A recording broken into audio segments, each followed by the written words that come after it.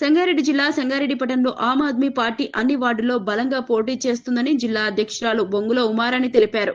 పట్టణంలోని ఆమ్ ఆద్మీ పార్టీ కార్యాలయంలో ఆమె ఆధ్వర్యంలో విలేకరుల సమావేశం నిర్వహించారు. ఈ సందర్భంగా ఆమె మాట్లాడుతూ రాబోయే సంగారెడ్డి మున్సిపల్ ఎన్నికల్లో మొత్తం 38 వార్డుల్లో ఆమ్ ఆద్మీ పార్టీ అభ్యర్థులు బరిలో ఉంటారని చెప్పారు. వార్డుల స్థాయిలో అభివృద్ధి తమ ప్రధాన అజెండాగా ముందుకు వెళ్తున్నామని తెలిపారు.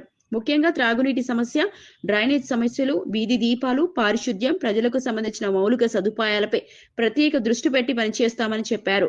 ప్రజల సమస్యల పరిష్కారంలో ఎప్పుడూ ముందుండి పనిచేస్తామని అన్నారు.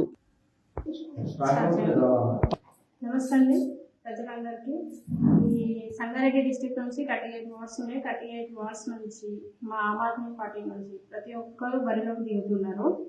అండ్ గవర్నమెంట్ ఎంప్లాయీస్ రిటైర్ వాళ్ళు రాజీనామా చేసి కూడా బరిలోకి దింపుతున్నాము అందరినీ 38 వార్డ్స్ నుంచి ప్రతి ఒక్కరిని. నేను ఒక విషయం మీకు విన్నపించుకోవాలనుకుంటున్నాను ప్రజలందరికీ. జగ్గారెడ్డి గారు ప్రతి చోట మీటింగ్ పెట్టి పబ్లిక్కి డబ్బులు ఇట్లా విసిరేస్తున్నాడు.